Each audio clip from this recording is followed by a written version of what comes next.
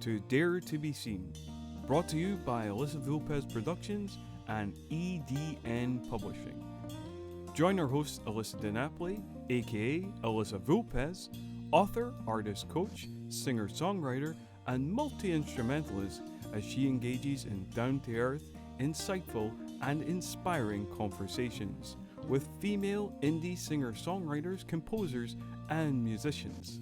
We shall discuss the lessons and personal stories of women who dare to be seen, scratching beneath the surface to explore challenging truths, forge deeper connections, and foster personal transformation. Our mission is to create an empowering community of independent female artists who support one another to shine their own unique light onto the world.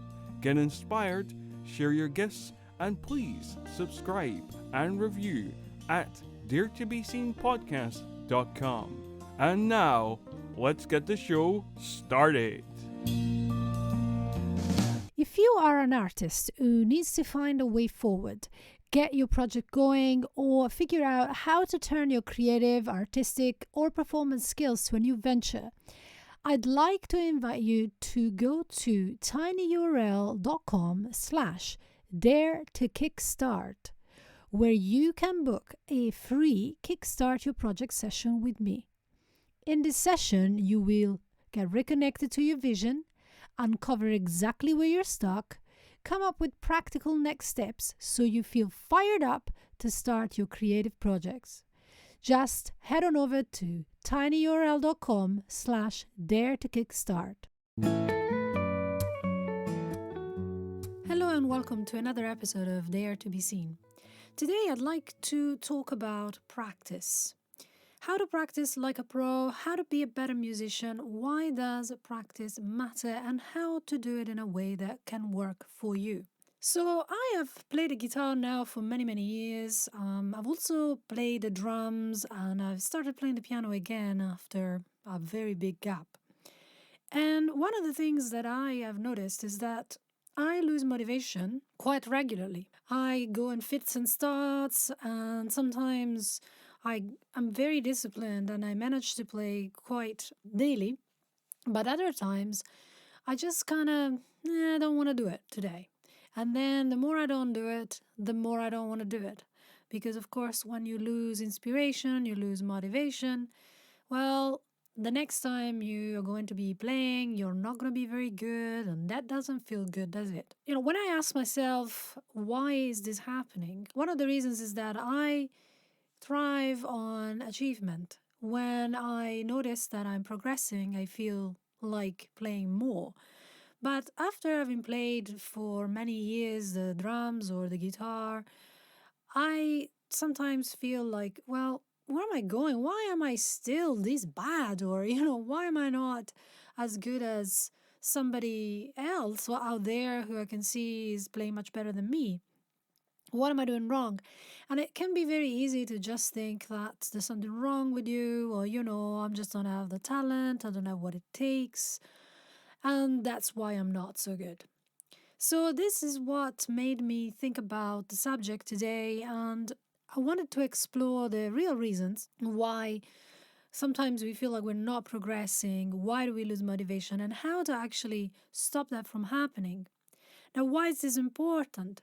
Because if you don't find a way to stay inspired and motivated in a consistent way, if you don't find a way to practice that makes it fun and doable for you, well, you won't progress. So when you don't progress, you will lose motivation and eventually give up. So this inspired me to look into this subject and study various teachers, and I have here for you a few points and tips that I found very useful that I use myself. First of all, let's look at the reasons why beginners fail. Now, this is something that can happen to you, especially as a beginner, but also later on as well. As a beginner, I think one of the things that can get in the way of learning music is the words. The words that I used in music. Now, for me, that wasn't really a problem because being Italian and having studied Latin at school and Greek, well, for me, it was piece of cake. I knew what those words meant. But I get that if you're an English speaker, it can be really daunting. You might not understand what fortissimo means, but for you it might be really difficult to fathom. And that can actually get people stuck. So one of the things that I am going to give you at the end of this podcast on my show notes is a dictionary of words that translate these terms, these Latin difficult terms, into plain English, so that you don't have to really be stopped by this problem. Now, another reason why musicians sometimes give up, and especially at the beginning, is that they are just not learning step by step their instrument. Too much too soon is the sentence that encapsulates this problem. So, for example, if you're trying to learn the piano, usually with a traditional teacher, the first thing that the piano teacher is going to try to teach you is some songs. And when you try to play these songs, you're going to be corrected every 5 seconds. Don't put your fingers that way, sit this way, press harder, press softer. Every 5 seconds, you get a correction. And that can be very demoralizing because you just feel you're getting nowhere and it's just too much for your brain to deal with. The same with guitar. I remember a really bad guitar teacher who overwhelmed me with loads of information when I was not ready for it. And I actually got out of that lesson feeling like an idiot and wanting to never touch the guitar again. And if you take that approach and compare it with a drumming teacher that I had that was excellent, well, that made all the difference. This drumming teacher knew that I needed to go slowly. I needed to learn first one limb, then add another limb independence, then another limb independence, then a fourth limb later. And every drum pattern needed to be dissected and understood very, very slowly. A very common problem is that a lot of us, including me, try to play songs too fast or play rhythm too fast, too soon. So if you do that, you will never get to where you want to be. You'll just feel like you don't have what it takes. And to be a pro, a musician, there are 3 elements that are necessary. First, you need to be accurate. And in order to be accurate, you need to go super, super, super slow.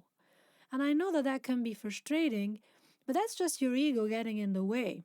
Wanting to be able to do something before you're ready is just your ego, right? So give it up and accept that at the beginning you're going to have to go really, really slow so that you can be 100% accurate, whether that's playing scales on the piano or the guitar or rudiments on the drums or whatever your instrument is. It's only when you get confident, and the confidence comes from the accuracy, and the accuracy comes from going slow, it's only then that you can add the speed. So try not to fall into that trap of trying to do things too fast or learning too much too soon. Go step by step. And don't go to the next step until you have achieved accuracy in the first step. Now, the other problem that can happen with learning an instrument is that there's too much theory and not enough action. Now, often in traditional music education, you do get too much theory, and it can be really overwhelming. And you're like, yeah, whatever, I just want to play my instrument, right? Now, of course, you can't play your instrument without understanding some basic concepts, but it's very important to have a balance. And I think the balance is actually in favor of action. So it's better to learn something really simple, but actually be able to do it with your hands than just learning theory. Of course, this doesn't mean that theory is not important, but the balance needs to be, I think, in favor of action. Another reason why people give up is that we get no wins, right? So basically, when you put too much effort and the effort is not worth the gain that you get, and I'm sure that you've been there, I've been there, you play and play and play, you practice, practice, practice, and then you're just not getting any better. The reason why that happens is either because of all the reasons that I've just explained.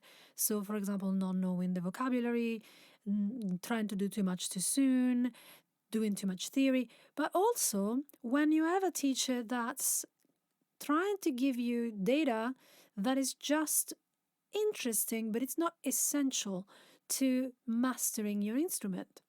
There's many things that are interesting about the piano or the bass or the sax or the guitar or the drums, but you don't need to know all of these things when you begin.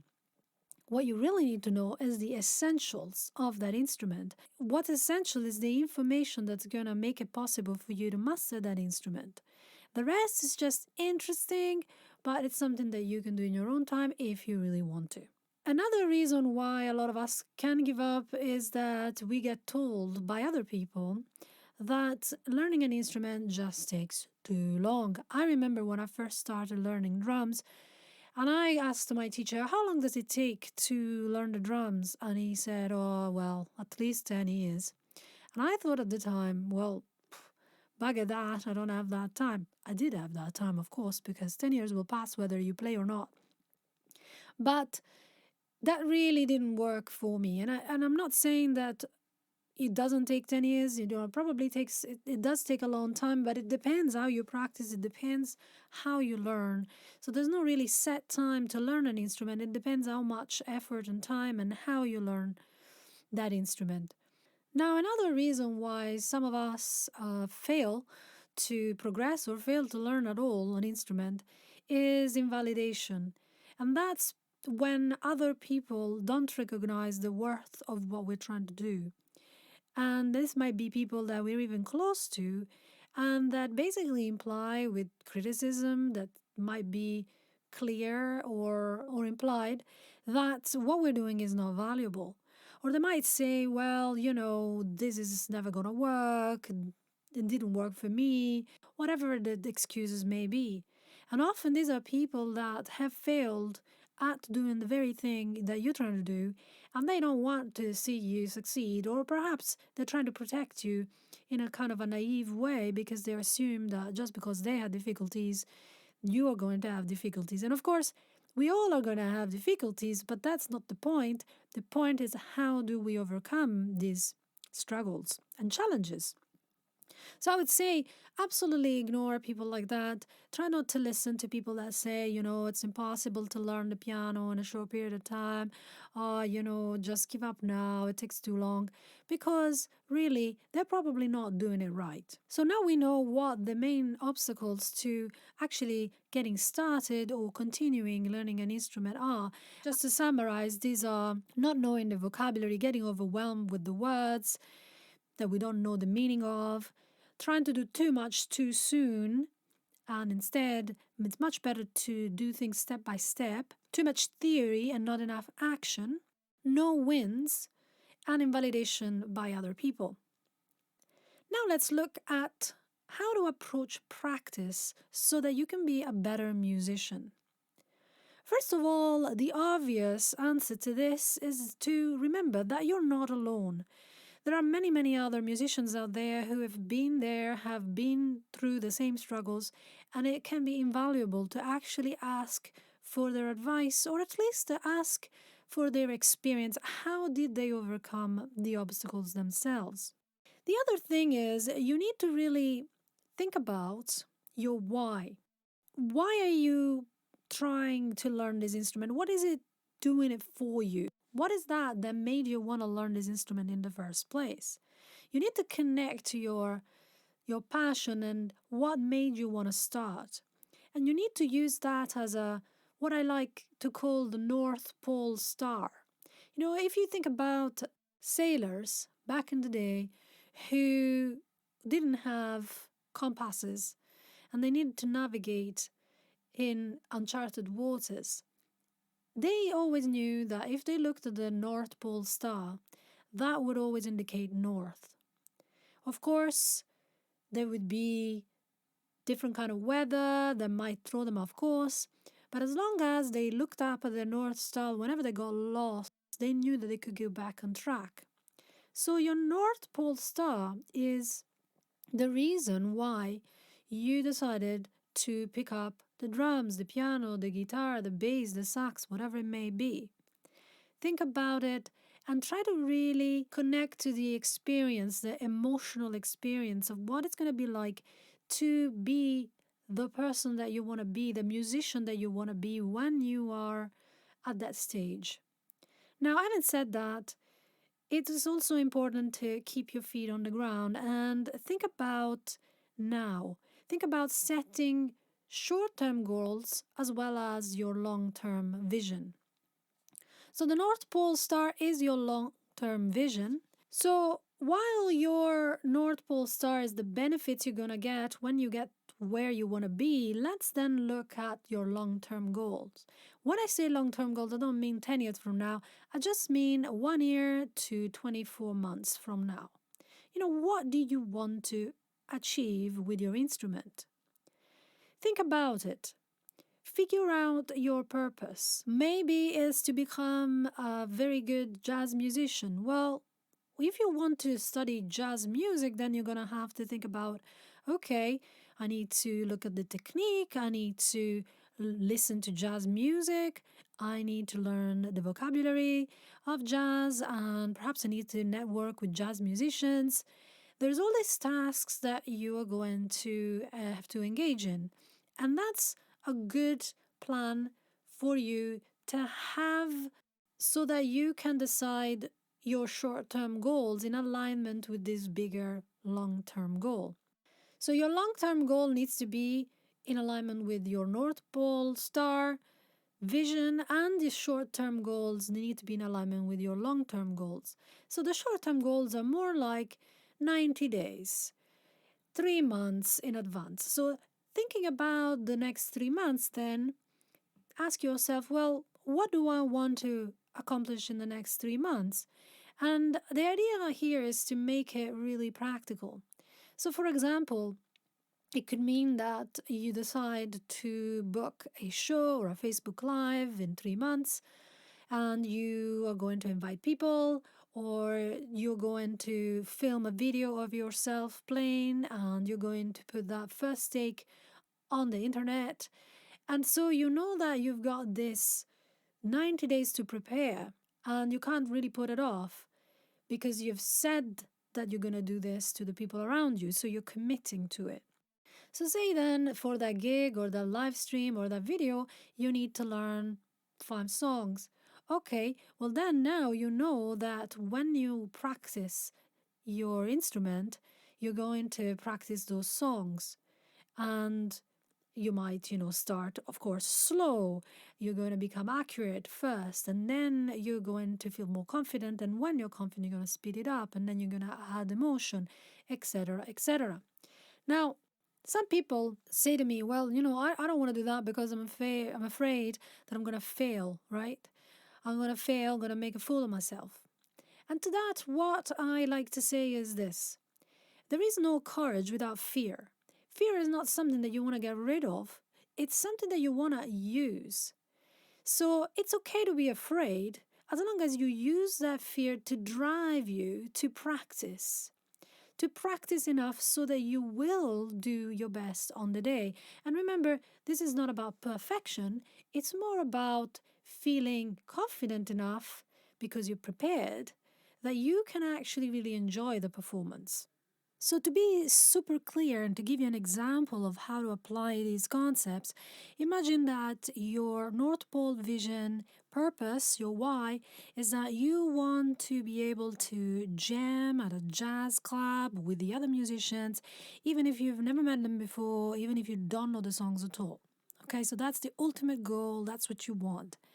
Now, thinking about your long term goal, then, 12, say for example, 12 months.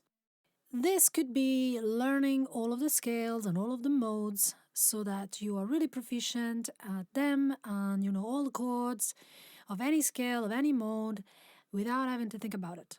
Okay, if you think it can be done in 12 months, make it 12 months. If you think it can be done in 24, it's 24. Is this in alignment with the bigger why, the North Pole star vision? Yes, it is. Okay, now let's look at the short-term goal. So the short-term goal, as I said before, is 90 days. Okay, so in the next 3 months, what do I want to accomplish that is in alignment with my long-term goal and my purpose? Okay, maybe I want to learn 3 songs or 4 songs or however many you want to learn. Needs to be doable, not too easy, not too difficult. Okay, I'm going to learn these new songs that are in this specific mode or in this specific key or these specific chords, right? And then I'm going to perform these songs on a live stream. So now that you have your purpose, your long-term vision, your short-term goal, then another problem that can happen is that we just are too busy. We don't find the time to practice. And let me tell you this, I am a very busy person and I wish I wasn't so busy, but somehow I always end up doing a million things. So I play the piano, I play the drums, I play the guitar, I'm a coach, I see clients, I've got a course, I've got a life at home. I want to spend time with my partner, my friends. I want to go out and have some walks in nature. There's a million and one things I'm doing. And so how am I finding the time? Now, this is a challenge that we can overcome by, first of all, finding the cracks in the day. So every day has got a little bit of a crack here and there. There's never a time where you're absolutely just twiddling your thumbs. Apart from, of course, spending, I'm sure, too much time on social media, right? So one of the things that we can do is look at the day and go, okay, when can I find 10 minutes, half an hour to play my instrument? Perhaps it's after dinner, just after the kids have gone to bed. Perhaps it's just right before lunch. Perhaps it's in the morning before everybody else is awake. Or maybe it's an afternoon break. Whatever it is, remember that it's much better to practice daily for a short time than to practice for a long time, once or 2 times a week. And this is proven by science. So try and find the cracks in the day and think about it in advance. When can I spare that half an hour? What if I put a timer on the time I spent on my social media and use that time to practice my instrument instead? Now, some people say, well, my days are all over the place. I don't have the cracks in the same place every day. Okay. And one of the ways in which I found it works for me is to look at the calendar. If you don't have a calendar, you gotta have a calendar. Because if you try to have everything in your head, now that's a recipe for disaster. You remember that your brain is not a memory device. Your brain is a processing device. And if you use it as a memory device, meaning you use it like a diary, trying to remember all the things you need to do today, tomorrow, next week, next month, you're not going to have the same processing power. So I strongly encourage you to get a calendar. So look at your calendar and see where the gaps are. Now, I'm not saying, to fill all of your gaps in the calendar because that's not healthy. But look at the gaps that there are. And we're just talking about half an hour, remember, and schedule your practice in the calendar. Just like you would schedule a dinner with your partner's parents or a trip to the hairdresser, schedule your practice and take it seriously. Now, remember that to see results, you need patience because learning an instrument is a little bit like watching grass grow. The grass always grows, but you may not notice. And if you keep on looking at the grass, you're definitely not going to notice it grow. But if you practice every single day and after a month you look back, well, you will see that grass has grown. So the practice is about building good habits that actually bring about results. The results won't come if you practice just once or twice a week for an hour or so, get yourself exhausted, get no results, and then feel discouraged. They will come if you practice every day or at least as much as you can, even for a short period of time. This brings me to the next subject, which is efficient practice. Because, we could practice every day and just be wasting our time on the wrong things. Now, this is very important. Now, there's been studies where people, amateur and professionals, have been compared and have been spending the exact same amount of time a day practicing an instrument. And at the end, the results are very different. The professional gets better and better, the amateur stays the same or has very little results. So what's the difference there? Let's explore it. First of all, it's very important for an efficient practice to have everything set up in advance. You don't want to spend your time taking your guitar out of the case, setting up the drums, setting up the speakers, putting the computer on, doing all these things that are going to take time out of your practice. You want to have everything easy and set up. Make it easy for yourself. Secondly, you need to have a plan. Don't just go into practice kind of not knowing what you're going to do. Your plan needs to be clear before you show up.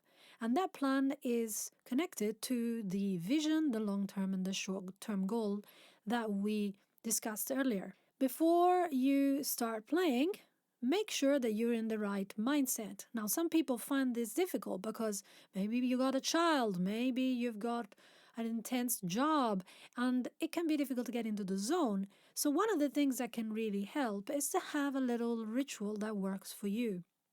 Now, there is no universal ritual that's going to work for everyone, but you need to find a ritual that's good for you. So, for example, it might be good to have a dance to get into the mood, or maybe you want to light a candle and do a 5-minute meditation, or maybe you want to listen to your favorite music to just get you going and inspired.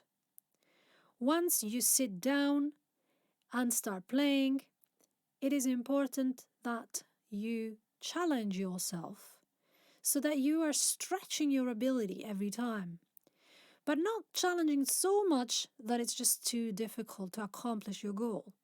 That's the real key. Challenge yourself just enough to learn something new, but not so much that you give up. And definitely don't just stay playing the same old songs and the same old exercises, because that's going to make you bored and you're not going to learn anything new. Remember also that variety is key. It's important to balance the fun with the technicality. So I know, for example, that I tend to go too gung-ho onto the theory and onto my goals and then start doing warm-ups for a really long time, and then I get completely exhausted by the time my practice time is over and I haven't had any fun. Now that's no good, because then I don't want to do it again, right? On the other hand, if you have all fun and no technical or challenging goal, then you're never really gonna learn anything new. So again, here you need a balance between these two things. But always remember to finish on a win, right?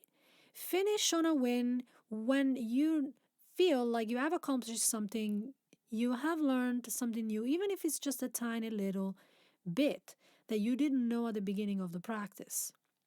And always end on a win, end on a high. So, for example, you might have learned something difficult and then reward yourself with your favorite song. And here you can just have fun and not worry about whether you get it right or wrong. And here you can reconnect with your passion. So to give you an example, if you only have half an hour, you could spend 1/3 of that half an hour to warm up. Then another third to practice something that stretches your ability. And then the last third to do something absolutely fun. Most importantly, you need to treat this as you would a profession. And it doesn't matter if you don't make any money with it. You need to be a professional if you want to get anywhere. If you think about it, if you had a job, any job, even if you worked at McDonald's, well, you'll have to go there every day. You need to show up. You need to do your job properly, or you will get fired, right? Doesn't matter if you had a bad night's sleep. Doesn't matter if you don't feel like it today. You still have to go if you want to get enough money to eat, right? So the same is with your instrument. You need to treat it with that professional attitude. Doesn't matter whether you feel like it or not, just do it, even if it's just for those 10 minutes, half an hour, whatever it may be, and make sure that you challenge yourself, but you also have variety and you end up on a win and on a high. And if it's a bit of a trouble to deal with distractions, make sure, again, that you make it easy for yourself. So you keep your phone outside your practice room. You make sure you have a sign on your door that says, leave me alone for this next hour or whatever it may be. Make sure you have firm boundaries with your partners or your kids or your pets so that they leave you alone for this amount of time. Just like they would leave you alone if this was a job, right? You wouldn't want your partner, your pets, or your kids to interrupt you while you are working. And you are working. Finally, if you're stuck in a rut, and you keep on playing the same thing over and over again, well, the answer is pretty obvious. Learn something new. And with that, I don't mean something necessarily complicated. For example, if you are a drummer, you could learn a new rudiment on a practice pad and then apply that on the kit and see how that feels different to what you normally play. Or, for example, if you're playing the piano and you think, oh, always playing the same songs, well, how about you get a song that you know the chords of and you just use those chords to improvise something new. So you just get the same chords, you scramble them up, and you see what happens when you don't try to play the song as it is, but you just use the chords of that song to improvise something new. Now, the last point I want to make is that how you practice transforms your life personally. So not only it helps you to be a better musician, but it will actually transform your life and it will make you into a better human being. Because when you learn the power of discipline, you actually learn to be free. I'm a bit of a free spirit and I always hated the word discipline. I always thought, oh God, discipline. Who wants discipline? That's just for soldiers or something, for squares, for people who don't have any imagination. It's boring, right? But the thing is, discipline is the key, is the ticket to freedom. How so? Well, if you're not disciplined, then you're not going to be able to learn anything. And so you may think, oh, well, I want to be free to play whenever I want, but you're not really going to be free to play what you want until you have some discipline with yourself and you tell yourself, you know what, I want this enough to practice it every day.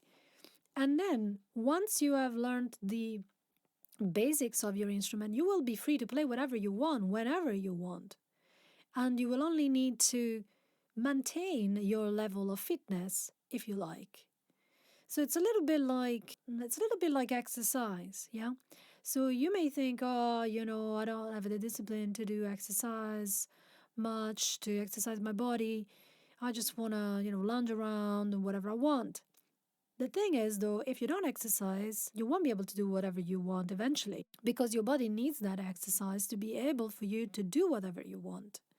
It needs those muscles. If you want to climb a mountain, if you want to go out and dance all night, you're going to need those muscles. So the discipline of doing a little bit of exercise every day is going to give you the freedom to go on that mountain or go dancing or do whatever you want to do. And the same goes for music. If you want to be able to play whatever song you choose at any time, well, you need the tools. You need to know how. And the how isn't going to be learned by practicing every once in a while whenever you feel like it. You're going to have to pay for that with discipline. So when you become more disciplined as a musician, you can use the same skills to build positive habits in your life that are going to give you results, the results that you want. So discipline is your ticket to freedom. And just like any tickets, it does cost something. In this case, it costs a little bit of effort and focus and commitment. Now, if you're one of those people that finds creating new habits a little bit tricky, I would suggest reading the book Atomic Habits by James Clear. And here's just a few pointers that he has in his book. First of all, if you want to create a new habit, make sure it's easy. So here we go back to making it easy, having a space where you practice all set up. Make it fun, make it enjoyable. So once again, here we go back to the idea of making sure that you have some fun during your practice by doing something that does not require achievement. Also, attach it to another habit. So what this means is that if there's something that you do regularly, a good idea is to attach your practice to that habit that you already are engaged in. It makes sense, right? For example, my boyfriend decided that he wanted to introduce squats in his routine. And he thought, you know what, I am not really a gym guy, but I do want to do this. What is it that I do every single day? Well, I have a cup of tea every few hours. So now, every time I'm waiting for the kettle to boil, I'm going to do 10 squats and I'm going to measure my progress. So we have a blackboard in the kitchen with a tick for every time he does his squat. And I also have the same thing. So we have a little competition. If you're competitive and you enjoy that kind of thing, then that's one way to make it fun. So attach it to another habit and also measure your progress so that you can see you are making progress. It's good to have a way to measure the progress, whether it's a video that you make every month with you playing a specific song, or whether it is having dots on a piece of paper that measure the hours you are spending practicing. Whatever works for you, make sure that you've got a way to measure your progress. And of course, you need to schedule your practice time, like we said. And one thing that really helps is to write down what you're going to do so that you really truly commit to it. Write this down every day at this particular time. I am going to practice the piano. Whatever it is that you've decided you're going to do, write it down and put it in a place where you can see it. You want to say it out loud and you want to declare it to the world, so you're really committing to it. So I hope that this has been informative and helpful for you. And if you've got any questions, remember that you can leave a message and ask your questions using the link in the show notes. So that's all for me today. Remember, you can get your free download of the music vocabulary sheet from the show notes, and see you next week. That's all for this episode of Dare to Be Seen. Join the conversation on daretobeseencommunity.com and help us create an empowering community of independent female singer-songwriters, composers, and musicians who support one another. For show notes, resources, and information on today's episode, visit daretobeseenpodcast.com. And remember, shine your own unique light onto the world. It needs it.